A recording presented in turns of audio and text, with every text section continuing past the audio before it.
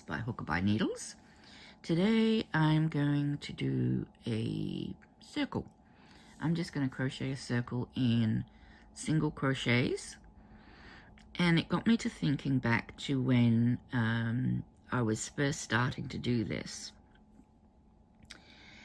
and how confused I did get with my circles and trying to remember what round I was on, how many did I do, how many singles did I do between my increases and all the rest of it. So I thought, if I can, and then someone, I watched a video years ago and it explained in very simple terms, and I hope I can make it as simple, how you know, like, so you can put down a circle, walk away, 6 months later, come back, pick it up, and you can know what you're doing, where you're at, and all the rest of it, just by counting the number of increases you have made in the previous round of this, the circle you've made. That will tell you how many stitches you started with, and that will then tell you what row you're on and what you need to do next. So, and I know that, a lot of you are probably sitting there going, we know this, Sam. We know how to do this, but maybe there's someone who doesn't. So this is for them. And, maybe there's something that you might not do or don't, that I can help you with. I don't know. Watch and find out. It'll be a learning experience for us all. I'm just going to do 2 examples because they're the most common. We start off with 6 stitches, and usually it's 6 single crochet or DC for the UK, or we start off with 8 single crochet or DC. This is a standard starting point for making a circle. Sometimes it'll go up to 10 or 12 or whatever. That's fine. If you're using a very fine wool, you might start off with 12. In fact, I think the hexagons that I made, I haven't got one handy. Oh, hang on, I've got this. This sample, which is very dirty, is my coffee coaster. But when I started off with this actually started with 12 in the center. Or did I do 6 on this one? I know I changed at one point. We all started off with 6, I think. And I think this is a 6er, yeah. We all started off with 6 when we started doing these hexagons, mosaic hexagons. And then we all were like losing our minds. And then someone on the web page of the group where the woman was doing her design, she said, don't start off with 6, skip, go straight to row 3 and start off with 12. And we all did that, and we all went, ah, yeah, brilliant. Like I say, light bulb moments. I like light bulb moments. Anyway, so whether you're starting with 6 or 8 or 10 or 12, it's the same rule each time to keep it flat, and that is, you increase. Now, I'm going to say it this way. Rather than say, okay, you double the starting amount to 12, I'm going to word it that you increase by your starting amount. So you increase by your starting amount gives you 12. You increase again by your starting amount gives you 18. Increase again by your starting amount gives you 24, because each round of your circle will have 6 increases. Okay, it will have 6 increases, unless you want to ripple, or unless you want to try and cup it to make some cup or bowl or something. It's going to be 6 increases. And the same happens with 8. So 8, you're going to go 8 to 16. You're going to have 8 increases each round. That takes you to 24. 8 increases again, takes you to 32. Yes, that's right, Sam.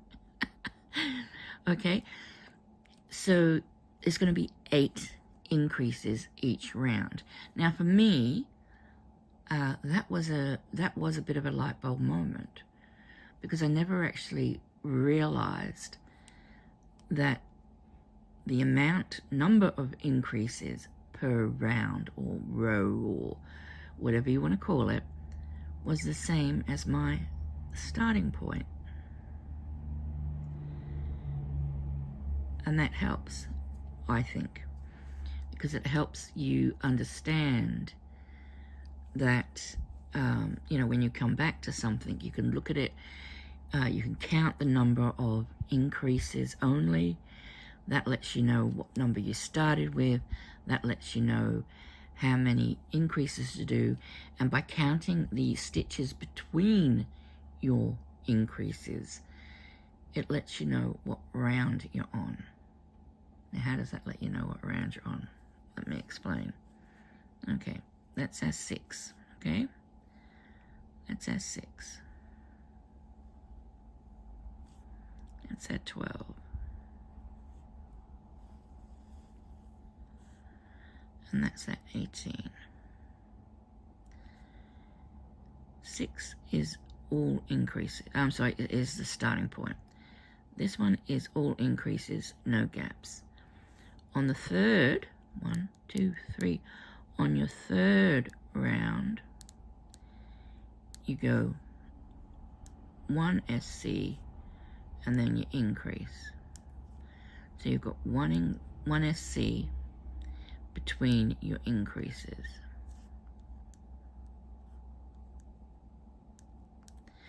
How does this help you understand what row you're on? Okay, 1, 2, 3. 3.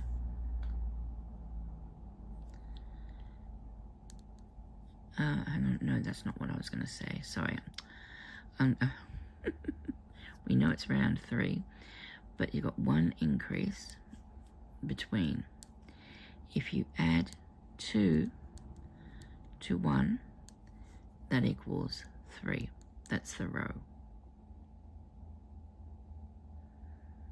Okay, if you are suddenly on, I don't know, row whatever, you've got 1, 2, 3, 4, 5, 6, 7, 8 singles, and then you've got an increase. You've got an increase there. 1, 2, 3, 4, 5, 6, 7, 8. 8 plus 2, you'll be on row 10. And we just know that, because we know the first row doesn't have any, well, it has singles, but it doesn't count. The second row is all increases, so you can't count that. The third row has 1 increase between the, 1 stitch between the increases, and that's 1 minus 3, because we know it gives us 2. 2 is our magic number. We always add 2 to the number of singles between our increases to get what row we are on. So you can put down your circle, walk away, you come back 6 months later, you pick it up and you go, okay, I'm ready to go. What row am I on? Now, if it's a small piece, it's easy enough to count the rows. I find it very difficult actually to count single crochet rows. I don't know why. I think because they just sort of meld into each other. So, this is very helpful for me. So all you have to do is, firstly, you can count how many doubles you've got or how many increases you've got in your round, and that will tell you what your starting point was. Then you count how many single crochet are between your your increases, add 2, and that will tell you what row you're on. This is especially handy if you're doing amigurumi, something like your sun bunnies or something like that. Very handy. Try it and see what you think. because, you know, it works out. Honestly, it really works out. Excuse me. Another thing that annoys me with circles when I make them, and I'm sure most of us have experienced this at some point, one of the ways we keep track of our increases, or the way I used to keep track of my increases before it dawned on me that yes, there's, you know, if I started with 6 and there's 6 increases every round. If I start with 8, there's 8 increases every round. Before that sort of dawned on me, the way I kept track was I knew I had to do an increase in an increase in an increase. You know, in that first leg or the second leg, depending on what I started with. And then that gave me, if I started with 6, that ended up giving me a hexagon. I didn't want a hexagon. I wanted a circle. I mean, granted, it gave me a rounded hexagon, but it was still a hexagon, and it was still visibly, to me, an hexagon, but I wanted a circle. So how do we get a circle? We stagger our increases. So let's just, if we've got an increase there, a single there, an increase there, a single there, and an increase. The next time, we're going to not put our increase in the increase. We're going to deliberately put it in the single. And the next round is going to be 2 singles and an increase. And 2 singles. Should have done that in a different color. And then the next time we do it, we stagger it again. And we might decide, okay, we're going to go, we need 3. We know we need to do 3 singles before we do an increase. So we think, okay, how are we going to do this so that our increase is not in the increase? Well, you can just start off with 1 and then put an increase and then go 1, 2, 3, increase, 1, 2, 3, increase. And when you come back around, you're going to finish with 2 singles. And, you know, check your stitch count each time to make sure you are increasing by 6 each time if you start with 6, or you're increasing 8 each time if you started with 8. But stagger your increases. So this is our starting point. This is our first stitch. The next time we might look at it and think, okay, I want to put my increase there. So I'm going to start off with 1, 2, 3, 4. Then I'm going to go 1, 2, 3, 4, and an increase. 1, 2, 3, and so on. And by staggering your increases, and it can get a little confusing at the beginning because you're not constantly starting with the same number or an increased number of singles. Normally when you would do a circle, you would start off and you would go, you know, 1 increase, and then you go, single, then you go 2 increases and you double, and then the next, and that would be in that leg, and so on and so forth. You'd go 1, 2, 3, and the next one will be in the second leg of your double. And that's why you end up with a hexagon or an octagon if you started with 8. I hope this is sort of being clear. But so this is 1, 2, 3, 4, round 4. It would be, hang on, round 4 is,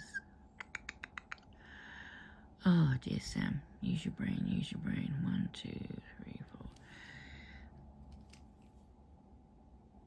There's four, yeah, there's 4 singles in between.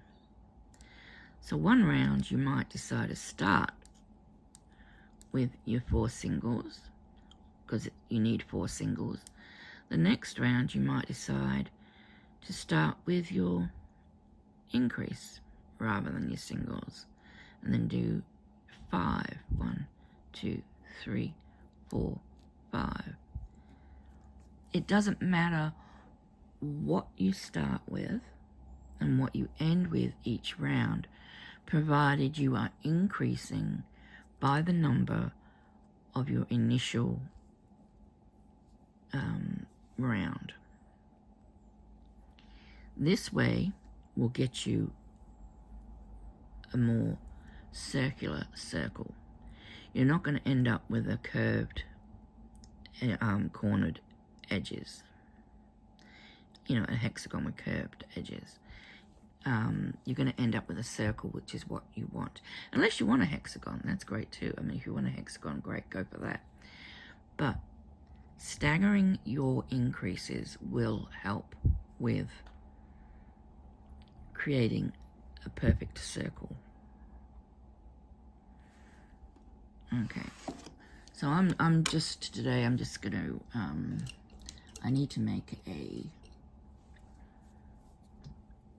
I'm using a 5mm on this 10 yarn, so I need to I'm gonna start with 6. I think I'm gonna start with my magic circle, and I start with 6, and I do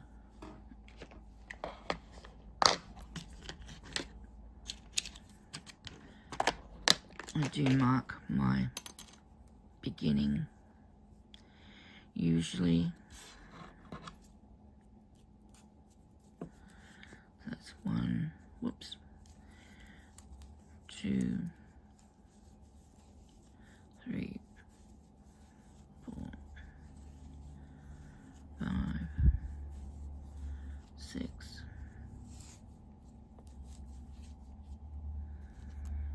Okay. Now I'm going to do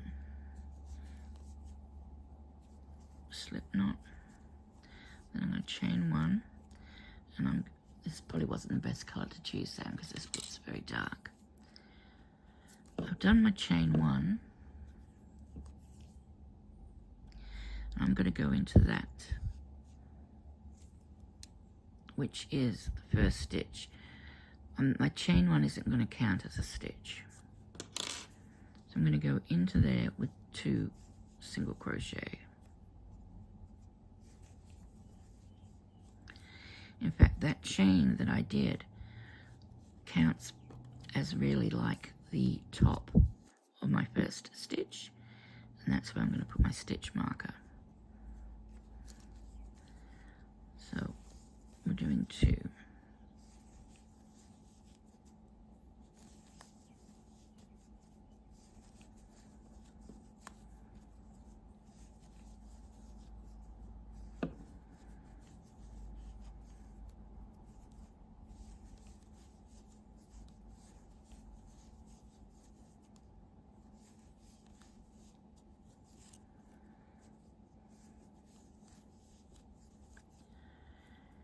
About 2, 4, 6. Gosh, I can't see this color. I have a huge problem with not being able to see my stitches, especially when the single crochet. So what I actually count is my V's. I go 1, 2, 3, 4. Sorry, 1, 2, 3, 4, 5, 6, 7, 8, 9, 10, 11, 12. And then I'm going to slip stitch into that. Whoops. Try again.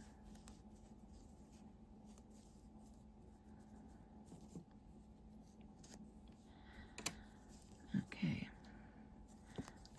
Single crochet. Now, you're not going to be able to avoid putting an increase into an increase, because every stitch is increased. So the first one, I'm just going to do a single,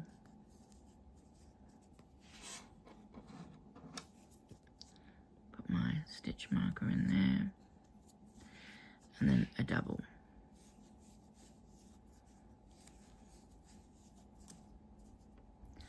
Single and a double,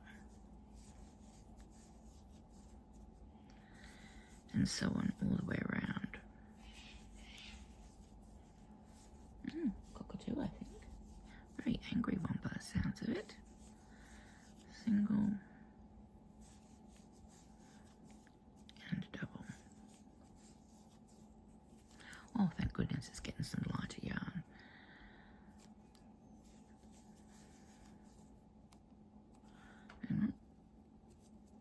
Yep, double. When I say double, I mean I double up my stitches. I'm hoping, you know, I'm probably confusing people. I hope not. Now, hang on, 2 more.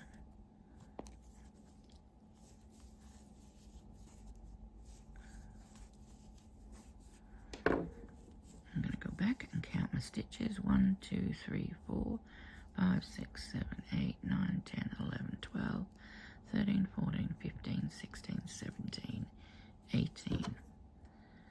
And that's right. And then slip stitch. Now you could do a spiral as well if you wanted, but that just makes it even more confusing in my mind. Okay, so I'm going to do a single, a chain. Now, in the last one, I started with a single, and I'm going to, this time, start with my increase. So I'm going to go 1, 2, because I'm going to start staggering right from the very beginning. And as long as you count your stitches every round, or count your increases every round, you should be right. So go 2,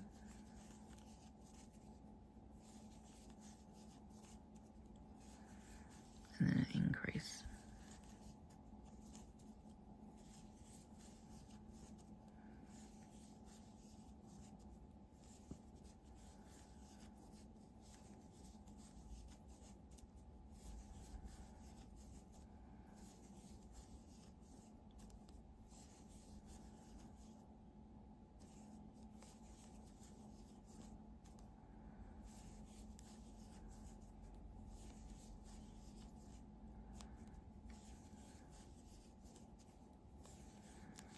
And this is going to be just what we call sort of a table present or a tree present. It's just basically something small that I'm making for my dad because he's already had his big present this year. I bought him a sat-nav for his car because he was getting kind of stressed driving. He said, you know, I can get to places usually okay. He says, but then I get a little confused when I come out and I don't know how to get home. He's 84. He's going to be 85 next March. And I thought it was pointless telling him not to drive because he needs to drive, because he has to get out of the house. He's one of those people. So I thought, okay, I'll get you a sat-nav. And I put the home address in. And I showed him, and I said, okay, all you have to do is turn it on, go to navigate, go to destination, and push home, and it will tell you how to get home. I said, and that way you can always get home without sort of stressing. So that was his present. I got him that earlier this year. That was his Christmas present. So, you know, but I wanted to make him something extra. I'm not going to tell you what it is until I've done it. But anyway, 2, 4, 6, 8, 10, 12, 14, 16, 18, 20, 22, 24. And that's how many I should have. And we join. And the next one should be 30.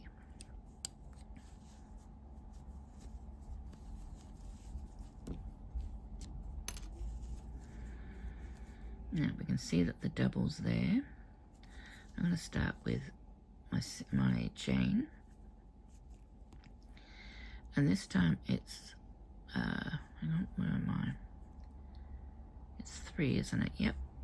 So this time I'm going to put 1 in here. I'm going to actually start with the 3. 1, 2, 3, and then that places my double or my increase in between my 2 increases from the last round. So once again, they will be staggered.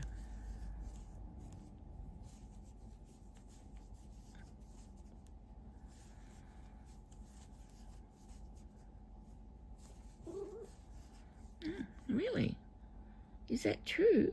My goodness, really, really, wow. 1, 2, 3. My Maggie cat is the quietest cat you will ever know. That's the only sound she really makes. She doesn't meow. She does that purr sort of sound. Yep. Okay, so we're just staggering. And I'm going to end, and because I'm staggering, I am going to end up with a much rounder circle. And I will, you can already sort of see that it's really is nice and round. Whereas if I did it the other way, increases on increases, you're going to end up with a hexagon. Oops, I didn't put my stitch marker in. Oh no! I think it goes there. Can't pick these up. There's only problem wrong with these ones. They're a new style, I think. They're from Pony or Boy, and they used to be the gap here used to be bigger, and they used to always slip off. But these, they still can slip off, but they're not as easy, or they don't as readily slip off. But anyway, so that was just, like I say, I know most of you know this information,